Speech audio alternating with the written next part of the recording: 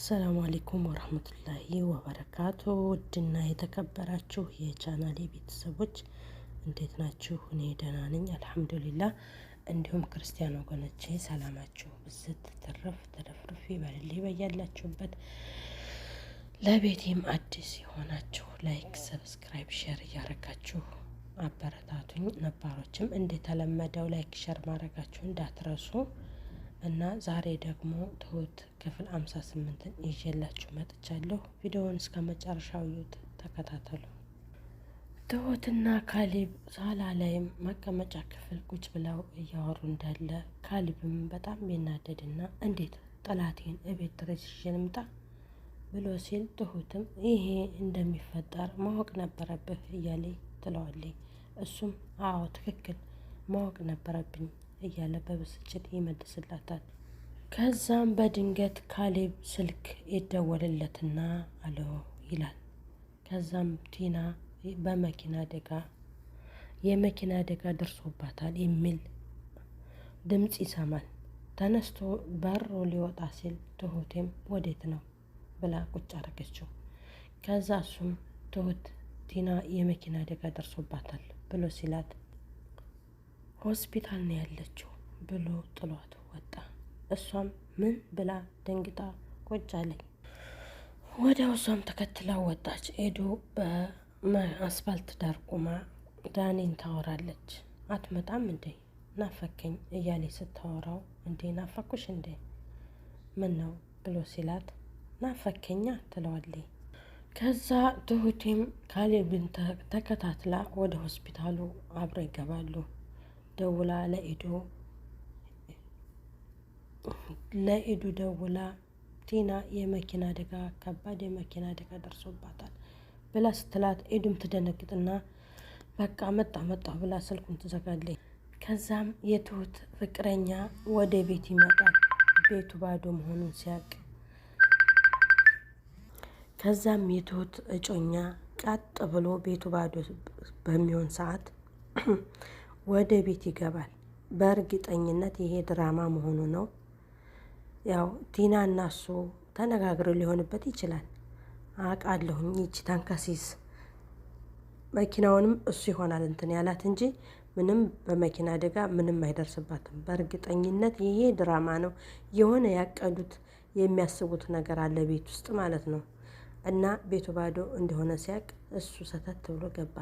ማንም የለም ቤት ውስጥ ምን እንደሚያደርግ እስኪ።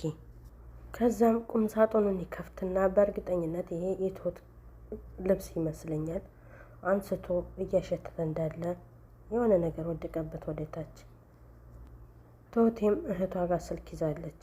እህቷም በጣም ተጨናንቄ ነበር። ምን ሆነሽ ይሆን ምን አደርጎሽ ይሆን እያልኩ በጣም ተጨናንቄ ነበር። ምን ሆነሽ ነው የጠፋሽው ትሁቴ ብላ ስትላት እህቴ ደህና ነኝ አንቺንም ጨምሮ አስጨነኩሽ አይደል ስትላት እኔማ ምን ሆናለሁ ብለሽ ነው ደህና ነኝ አንቺ ነሽ እንጂ ከሱ የተሰቃየሽው ትላታለች። ከዛም የትሁት እጮኛ እንዳለ ትሁቴም ማንም እንዳለ አታውቅም። ሰተት ብላ ስትገባ የሆነ ኮቲ ነገር ትሰማለች። ከዛም አምልጦ ሩጦ ይወጣል። እሷም ደነገጠች። ከዛ አባባና ካሌብ ቁጭ ብለው እያወሩ ልጄ ለማን ጥላህ መጣ ብቻዋን ጥላህ መጣ ብሎ ሲለው አይ አባዬ ኤደን መታለች ይለዋል።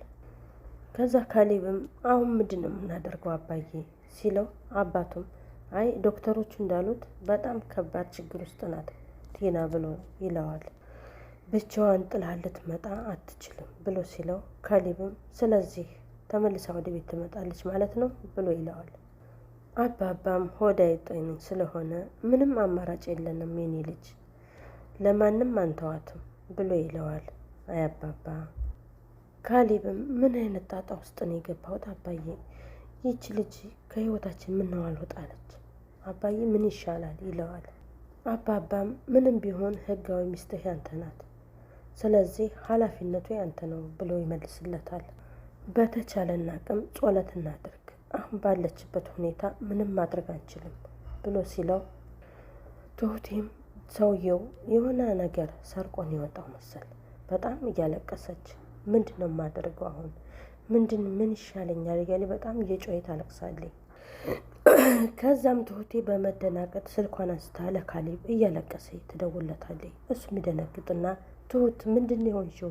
ምን ተፈጠረ? ምንድን ነው እያለ እየጮኸ ያናግራታል። ትሁቴ ምንም ማናገር አልቻለችም። ሰውየው እያለ በመንጠባጠብ እሱም ግራ ተጋብቶ የት ነው ያለሽው ብሎ ሲላት እቤት ነኝ ትለዋለች። አባባን በመደናገጥ ምንድን ነው? ምን ተፈጥሮ ነው እያሉ ይጮኻሉ። እሷም ማልቀሷን አልተወችም፣ እያለቀሰች ነው።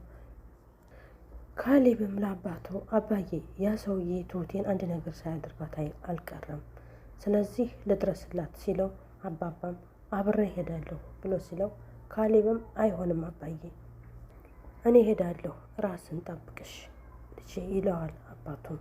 ካሌብም እየበረረ ወደ ቤት ይሄዳል።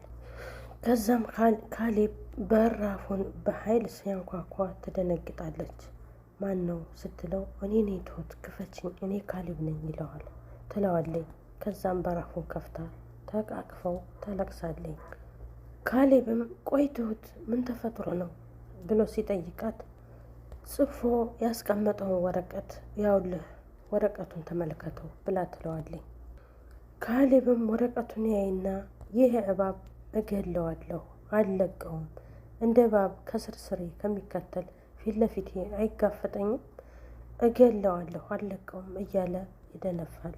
ትሁትም ቤት ድረስ ከመጣ ያውም እኔ ክፍል ድረስ ከገባ ይህ ሰውዬ ቅርባችን ነው ማለት ነው ብላ ትላለች።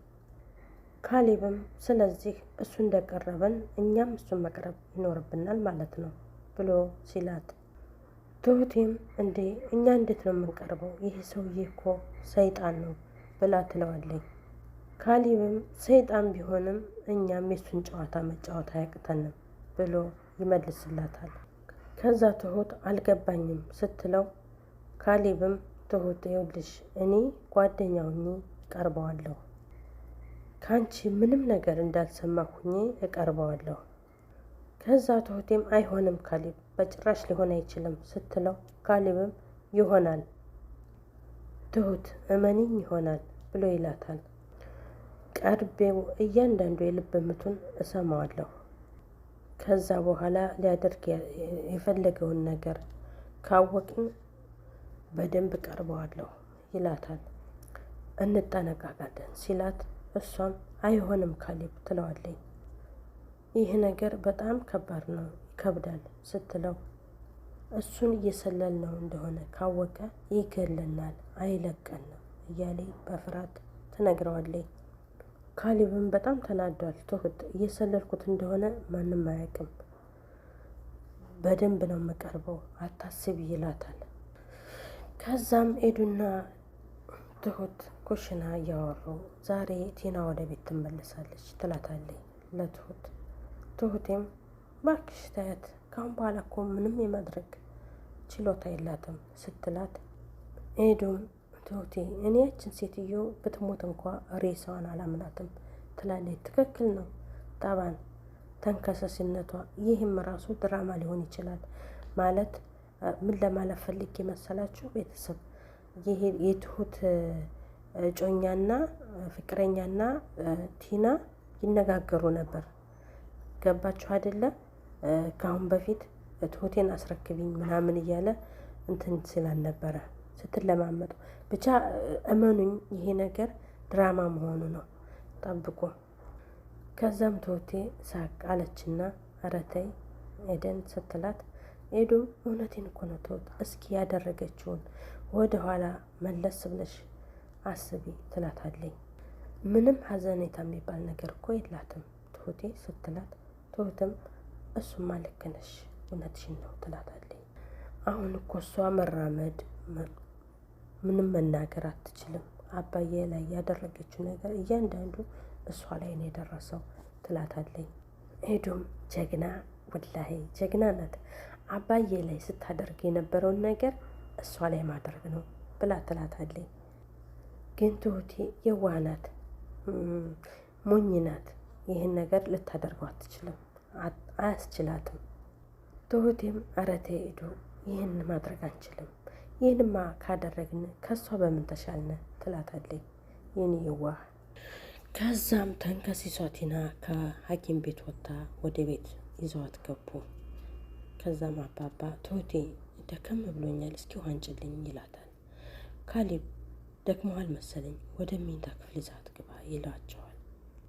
ከዛም ካሌብ ቲናን አቅፎ ወደ መኝታ ክፍል ይዟት ሲሄድ ትሁቴ ፈዛ ቀረ። ያመጣችውን ውሃም ለአባባ ልትሰጥ የነበረውን ውሃ ይዛ በቆመችበት ደረቀች። አባባም እሷን እያዩ ፈገግ ይላሉ። ኤዱም እሷን እያየ ያው በጣም በግራሞት ያያዋት ነበር። ከዛም ኤዱም ትስቅ ነበር። ከዛ እሷም ትሁቴም በጣም ድርቅ ብላ ነው የቆመችው ያመጣችውን ውሃ እንደያዘች። ከዛ አባባ ትሁት ምን ነው ውሃውን እኮ ያመጣሽው ውሃ ረሳሽው ብሎ ሲላት ስጭኝ እንጂ ይላታል። አባዬ ረሳሁት አይደል ትለዋለች። ከዛም ያው ካሌብ እንደለመደው እንዳለው የትሁቴ ፍቅረኛ ጋር ይገናኛሉ። እንዴት ነህ ካሌብ ሲለው እንዴት ነህ አቶ ተመስገን ተቀመጥ ይለውና ይቀመጣል። ከዛም ካሌብ ምን ይምጣልህ አቶ ተመስገን ሲለው ቀዝቀዝ ያለ ነገር ብሎ ይለዋል። ውድ ቤተሰቦቼ የዛሬው ቪዲዮ እዚህ ላይ ያበቃል። ቪዲዮውን ከተመቻችሁ ላይክ፣ ሼር፣ ሰብስክራይብ እያደረጋችሁ እስከ መጨረሻው እንድታዩት በትህትና እጠይቃለሁ። በሚቀጥለው ቪዲዮ እስከምንገናኝ መልካም ቆይታ